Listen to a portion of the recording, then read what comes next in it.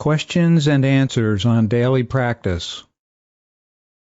As soon as we begin our daily practice of Samyama, questions are bound to come up. They can be on subjects ranging from the basics of technique to new experiences that can occur.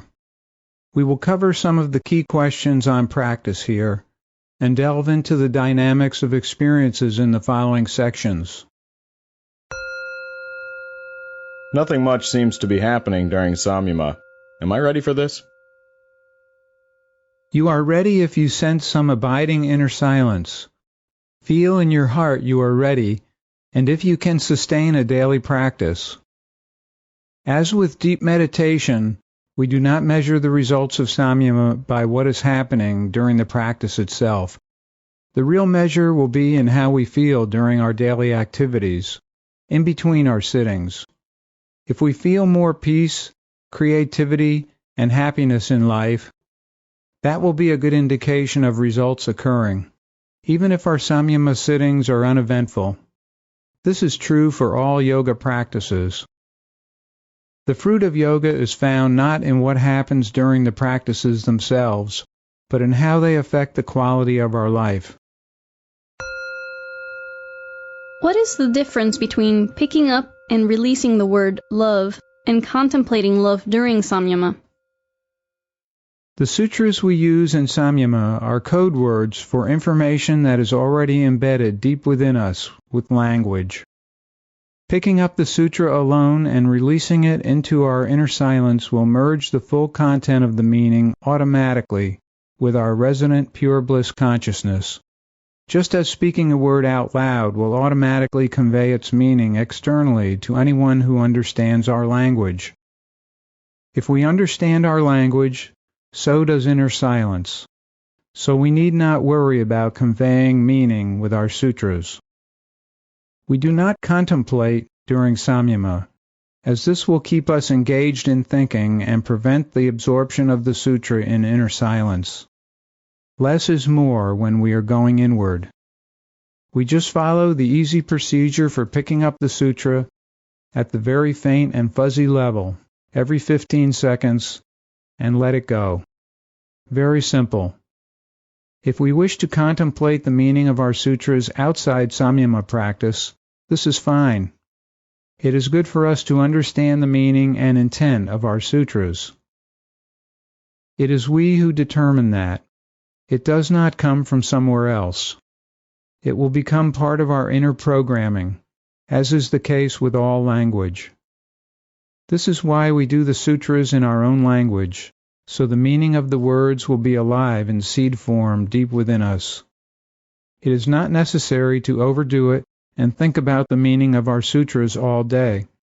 We just easily come to know what they are and what they mean. That's all. When we sit to do Samyama, we forget all that and just use the sutras as suggested, and the best results will be there.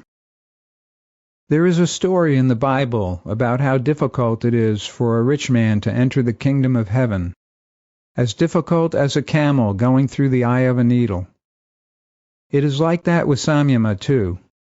If we are rich with thinking and meanings, contemplation, etc., during our Samyama, then letting go into inner silence will be like trying to put a camel through the eye of the needle. Nearly impossible. But if we pick up the sutra in that very faint and fuzzy way in the mind and let it go, then it will go into inner silence easily. The camel will become very small and indistinct, almost nothing at all, and go right through the eye of the needle. Then the results will be very good. That is how Samyama works. I am having trouble keeping with the 15-second interval. Any suggestions? And why 15 seconds? In Samyama, timing is simply a matter of developing a habit.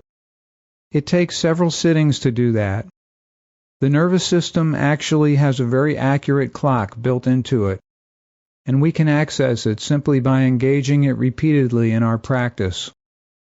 In deep meditation, this is true, and it is true in Samyama also. However, there is a difference. In deep meditation, most of us will follow the easy procedure for 20 minutes. Peeking at the clock near the end of the session is a suitable way of confirming where we are in time. In Samyama, we don't want to be peeking at the clock to verify every 15-second interval. That would be too much distraction from the natural process we are engaged in. Instead, what we do is go through all of our sutras for the 2 repetitions each, and check our time near the end, or when we are done. Then we will know if we have been going too fast or too slow, and we can make an adjustment the next time we sit to practice. We know that 9 sutras done twice each with a 15-second interval will be about 5 minutes of Samyama practice. If our session is coming in around 5 minutes, we will be on track. If it is significantly shorter or longer, we can make an adjustment.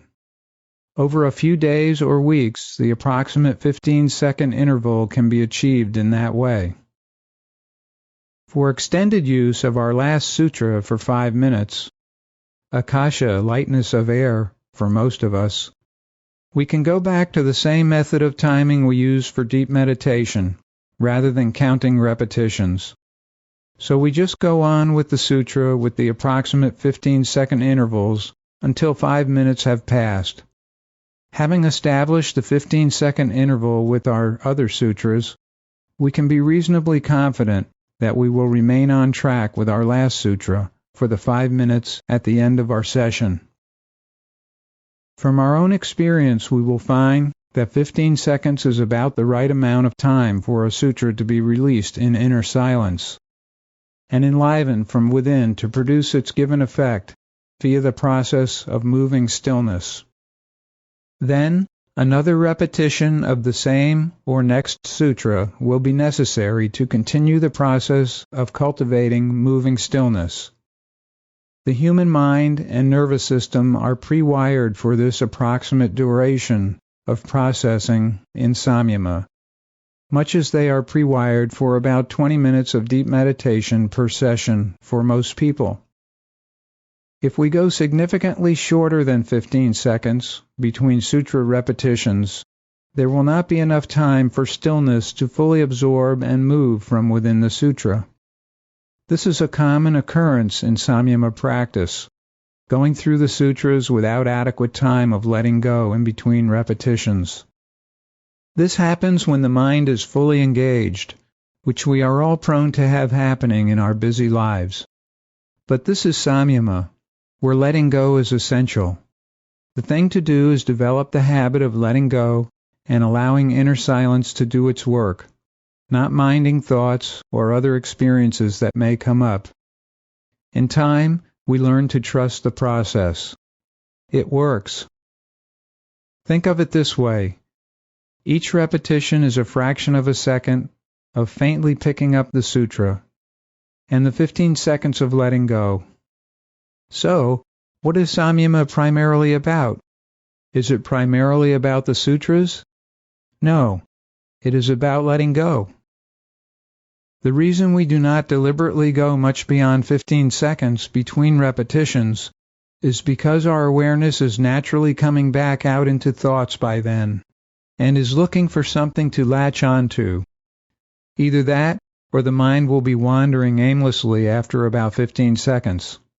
It is the nature of the mind, so we give it another sutra repetition at that point, and let go.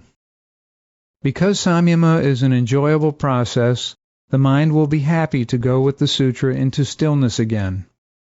Sometimes we will lose track of the time and go way over 15 seconds. It can happen. That is covered next.